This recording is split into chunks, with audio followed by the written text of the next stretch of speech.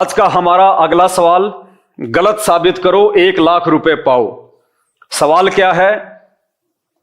साबित करो हजरत मोहम्मद जी मुसलमान, ईसा मसीह ईसाई, नानक जी सिख, महावीर स्वामी जैन और गौतम बुद्ध धर्म में पैदा हुए थे। जी हां, आप कोशिश कीजिए या आप अपने धर्म गुरुओं से पूछिए। यदि आप मुसलमान धर्म से संबंधित हैं तो अपने मुल्ला और मौलवियों से पूछिए। यदि आप हिंदू धर्म से संबंधित हैं तो अपने धर्म गुरुओं से, शंकराचार्यों से पूछिए। यदि आप सिख समाज से संबंधित हैं तो अपने गुरु साहिबानों से पूछिए जो आपका आध्यात्मिक रूप से मार्गदर्शन कर रहे हैं। सवाल ध्यान से पढ़ लीजिए। साबित करो हजरत मोहम्मद जी मुसलमान थे। यदि आप यह साबित कर सकते हैं कि हजरत मोहम्मद मुसलमान धर्म में पैदा हुए थे या उनका धर्म मुसलमान था या उनके माता पिता का धर्म मुसलमान था, तो आप 1,00,000 रुपए जीत सकते हैं। क्योंकि भक्ति का विधान, भक्ति का संविधान चारों वेद और गीता जी हैं। क्योंकि जिस समय द्वापर युग में, महाभारत के समय, कुरुक्षेत्र के मैदान में गीता जी का ज्ञान दिया गया था, उस समय धरती पे कोई भी धर्म मौजूद नहीं था, सब इंसान थे। तो गीता जी का ज्ञान वर्तमान में सभी धर्मों के लिए है। द्वापर युग के बाद में ये धर्म बने हैं। द्वापर युग के बाद में हम लोग इंसान से धर्मों में आपस में हमारा बंटवारा हुआ है, वरना पहले हम सब इंसान थे, हमारे पूर्वज एक ही थे। उसके बाद कोई हिंदू बन गया, कोई मुसलमान बन गया, कोई जैन बन गया, कोई ईसाई बन गया। तो यदि आप साबित कर सकते हैं कि हजरत मोहम्मद जी का जन्म मुसलमान धर्म में हुआ था, तो आप 1,00,000 रुपए जीत सकते हैं। कोशिश कीजिए, अपने धर्मगुरुओं के पास जाइए, उनके सामने सवाल रखिए कि महाराज जी, यूट्यूब पे एक वीडियो आया है, संत रामपाल जी भगवान का एक भगत है, वो सवाल कर रहा है और सवाल के जवाब में 1,00,000 रुपया भी दे रहा है। वो कह रहा है यदि हजरत मोहम्मद का जन्म मुसलमान धर्म में हुआ था तो आप अपनी कुरान शरीफ से साबित कर दीजिए, चारों वेदों से साबित कर दीजिए, गीता जी से साबित कर दीजिए कि हजरत मोहम्मद का जन्म मुसलमान धर्म में हुआ था। नहीं कर पाएंगे, क्योंकि सब जानते हैं, सबको पता है कि मुसलमान धर्म हजरत मोहम्मद जी ने चलाया था। मुसलमान धर्म के प्रवर्तक हजरत मोहम्मद जी हैं। अरे जब हजरत मोहम्मद जी ने मुसलमान धर्म को चलाया था तो फिर हजरत मोहम्मद जी कौन से धर्म में पैदा हुए थे? क्योंकि उन्होंने तो मुसलमान धर्म को वो चलाया था। और उन्होंने मुसलमान धर्म को वो कब चलाया? ये तो है नहीं कि पैदा होते ही दूसरे दिन ही उन्होंने मुसलमान धर्म की नींव डाल दी। वो बड़े हुए, शादी वादी हुई, उनको आध्यात्मिक ज्ञान हुआ, उन्होंने लोगों को अपने भगत बनाना शुरू किया।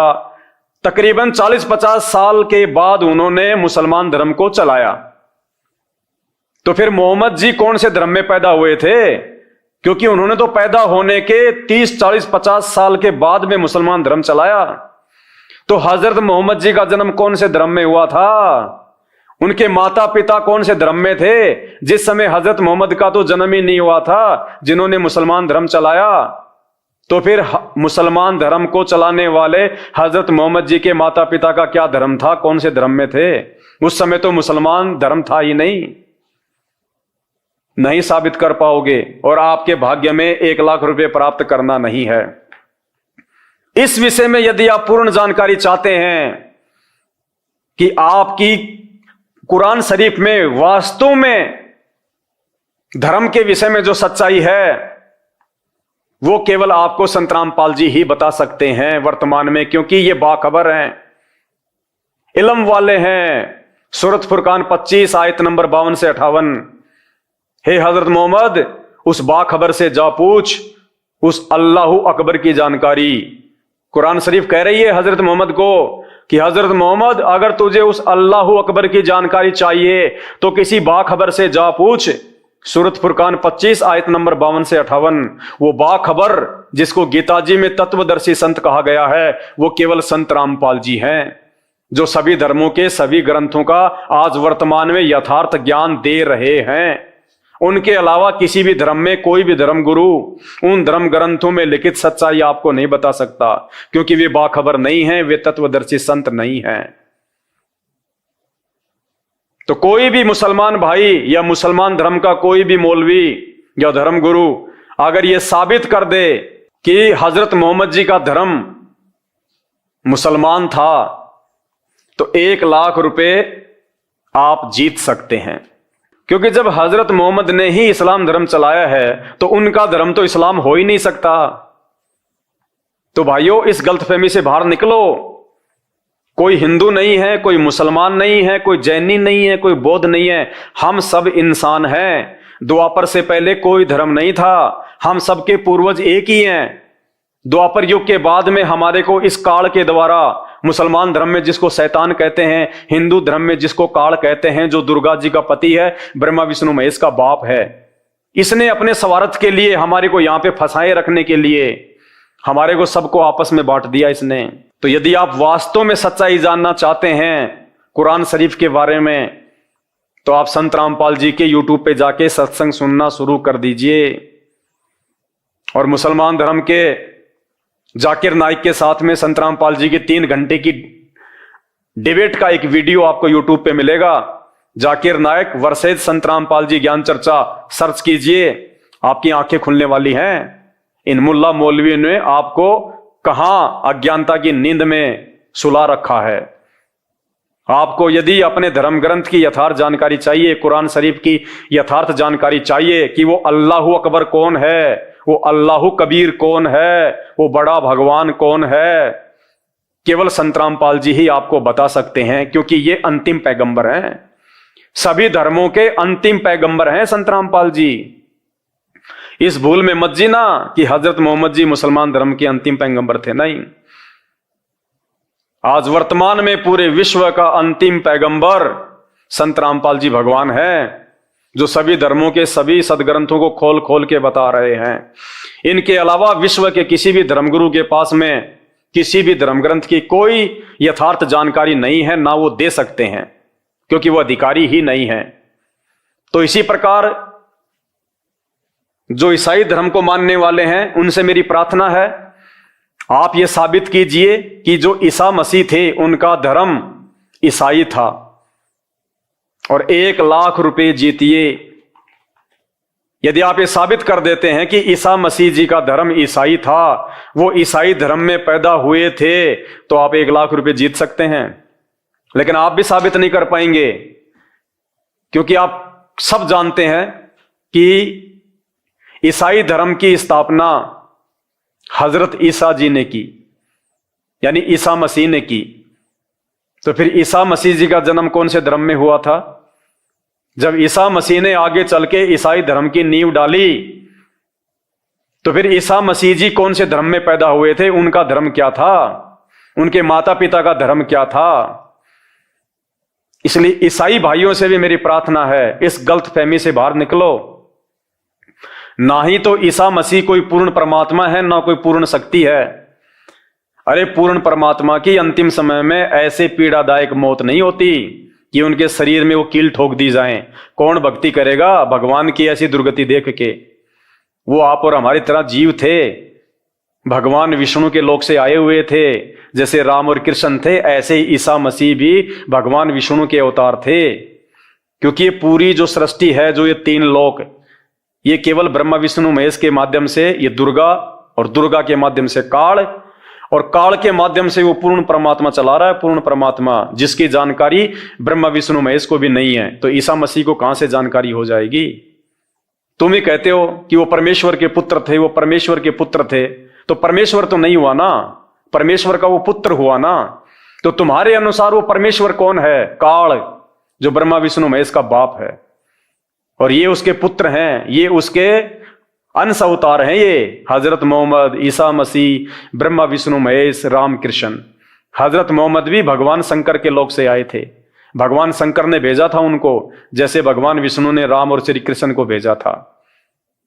तो ये पूरा जो कंसेप्ट है ये आपको सृष्टि रचना से ही समझ में आएगा। अगर आपने सृष्टि रचना नहीं सुनी तो आप जिंदगी में कभी नहीं समझ पाओगे भक्ति और भगवान के विषय में। और यदि सृष्टि रचना सुन ली तो चुटकी बजाते समझ में आएगा आपके कि क्या माजरा है। आज से पहले देश और दुनिया के लिए जो पहाड़ जैसी समस्या बनी हुई थी, भगवान और भक्ति के विषय में पूरी सही जानकारी संत रामपाल जी ने चुटकियों में सुलझा दी। चुटकियों में दिखा दिखा के, इन नकली धर्म गुरुओं की तरह खाली मनमुखी रूप से नहीं बोलते। अगर मुसलमान धर्म के विषय में कोई उन्होंने जानकारी दी है तो मुसलमान धर्म की सभी पुस्तकों में दिखा के दी है, तौरेत, जबूर, इंजल और कुरान शरीफ से। अगर हिंदू धर्म की उन्होंने जानकारी दी है कि पूर्ण परमात्मा कौन है, सही भक्ति क्या है, तो उन्होंने चारों वेदों को दिखाया है, गीता जी को दिखाया है, 18 पुराणों को दिखाया है। इसी प्रकार बाइबल से उन्होंने ईसाई धर्म की सारी सच्चाई बताई है। गुरु ग्रंथ साहिब से उन्होंने सिख समाज की पूरी सच्चाई बताई है। तो साबित कीजिएगा आप सभी भाई बहन। इसी प्रकार महावीर स्वामी जी को मानने वाले वर्तमान के जो जैन समाजी हैं, आप लोग साबित कीजिए कि महावीर स्वामी का जन्म जैन धर्म में हुआ था। 1 लाख रुपए मिलेंगे आपको, 1 लाख रुपए। लेकिन आप भी साबित नहीं कर पाएंगे। क्यों? क्योंकि आप लोगों के अनुसार महावीर स्वामी ने तो जैन धर्म चलाया है। तो फिर महावीर स्वामी जी का जन्म कौन से धर्म में हुआ था? अगर उन्होंने ही जैन धर्म चलाया है तो उनका जन्म कौन से धर्म में हुआ था? उनके माता पिता का क्या धर्म था? उनके माता पिता तो जैन हो ही नहीं सकते। जब उनके बेटे ने कोई धर्म चलाया है तो उनके माता पिता तो जैनी हो ही नहीं सकते। इसी प्रकार गौतम बुद्ध, जिनको हम महात्मा बुद्ध कहते हैं, उनके जितने भी मानने वाले हैं, फॉलोवर हैं, वो भी ये साबित नहीं कर सकते कि महात्मा बुद्ध का धर्म जो है बौद्ध धर्म था। क्योंकि ये जो बुद्ध शब्द है ये तो उनके जन्म के बाद में शुरू हुआ है। आप भी 1 लाख रुपए प्राप्त नहीं कर सकते, क्योंकि आप भी साबित नहीं कर सकते कि गौतम बुद्ध का जन्म जो है वो बौद्ध धर्म में हुआ था। क्योंकि बौद्ध धर्म की स्थापना तो गौतम बुद्ध ने की थी। तो फिर उनका जन्म कौन से धर्म में हुआ था? उनके माता पिता का क्या धर्म था? बौद्ध धर्म तो हो ही नहीं सकता। आप भी 1 लाख रुपया नहीं जीत सकते। तो ये यथार्थ जानकारी आपको पूरी विश्व में, पूरी दुनिया में केवल संत रामपाल जी दे सकते हैं। और उन्हीं की दी हुई जानकारी ये दास आपको बता रहा है, क्योंकि आज से पहले ये जानकारी किसी के पास थी नहीं। तो सभी धर्म के मानने वालों से मेरी प्रार्थना है, मेरे हाथ जोड़ के विनती है, आज पूर्ण परमात्मा के रूप में धरती पर संत रामपाल जी स्वयं जो है वो प्रकट हैं। आप उनके सत्संग सुनिए। और विशेषकर जब आप YouTube पे जाएं तो YouTube पे जब तक आप उनके द्वारा बताई गई सृष्टि रचना को नहीं पढ़ेंगे, नहीं समझेंगे, तब तक आपको किसी भी धर्म का कोई भी धर्म ग्रंथ समझ में नहीं आएगा। भाई और बहनों, 2 घंटे से मुझे थूक बिलोने का कोई शौक नहीं है।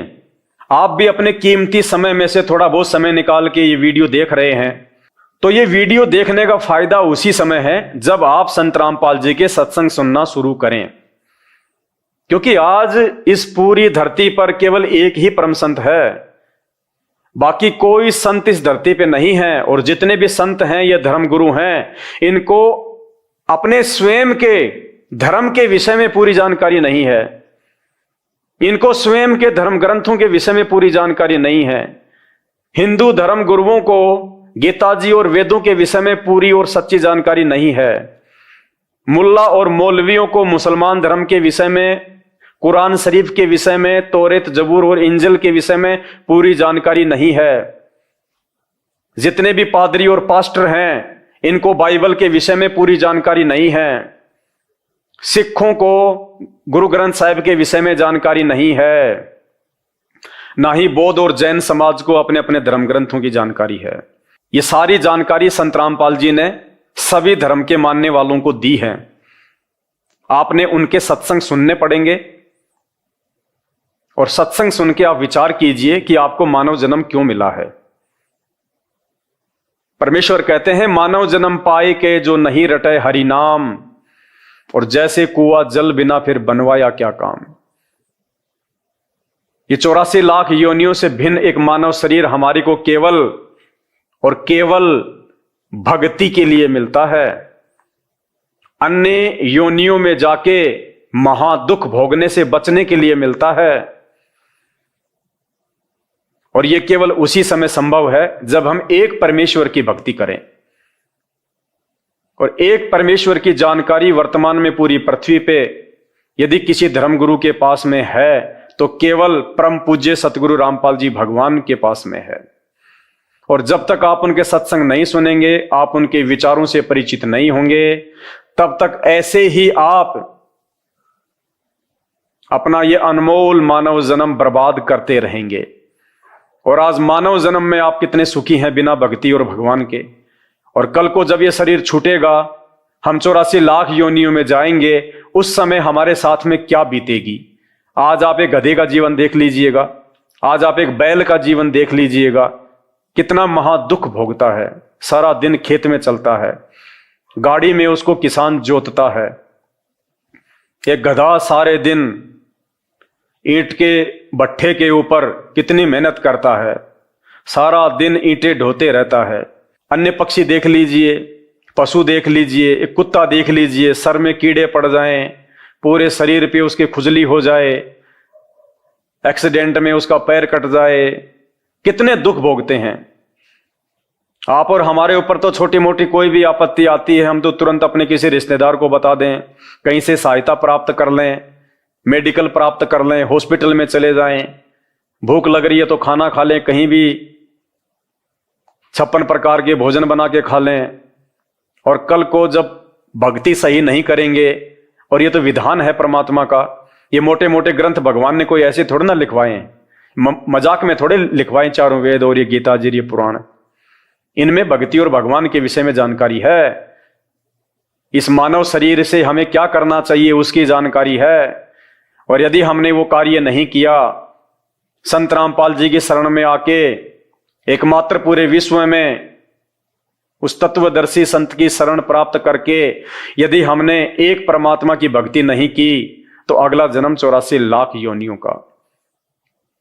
फिर हमें ना कोई सत्संग के विषय में बताएगा, ना कोई समझाएगा, ना हम समझने के लायक रहेंगे। कहते माता पिता मिल जाएंगे लख 84 माही, सतगुरु की सेवा और भक्ति ये फेर मिलन की नाही। आज अनजाने में लोग कहते हैं माता पिता ही हमारे गुरु हैं, माता पिता ही हमारे गुरु हैं। बहुत अच्छी बात है, वो भी गुरु हैं, उन्होंने भी आपको जीवन जीना सिखाया है, बचपन में आपको शिक्षाएं दी हैं। लेकिन बिना आध्यात्मिक गुरु के वो माता पिता भी मरने के बाद 84 लाख योनियों में जाएंगे, और आप भी 84 लाख योनियों में जाएंगे। वहां पे ना आपको मां बचाएगी, ना आपको वो पिता बचाएगा। तो ये परमपिता परमात्मा इस धरती पे प्रकट है, सबका पिता है, सबकी मां है। ये हमें सत्य आध्यात्मिक ज्ञान देके 84 लाख योनियों से भी बचाएंगे। और इस शरीर में रहते सहते यदि हमारे ऊपर कोई संकट आना होगा, कोई परेशानी या कोई दुख आना होगा, हमारे कोई प्रारब्ध का, हमारे कोई पूर्व जन्मों के कुकर्मों का, उसको भी संत रामपाल जी अपनी भक्ति से काटने में समर्थ हैं। आपके ऊपर वो कष्ट नहीं आने देंगे यदि आप उनकी मर्यादा में रह के भक्ति करेंगे। तो मेरी केवल आपसे विनती है, आपसे प्रार्थना है, मैं आपको केवल समझा ही सकता हूं, बता ही सकता हूं, जानकारी ही दे सकता हूं। बाकी प्यास आपको होनी चाहिए, भूख आपको होनी चाहिए, तभी आप उस चीज को प्राप्त जो है वो कर पाएंगे। तो आज के वीडियो में केवल इतना ही।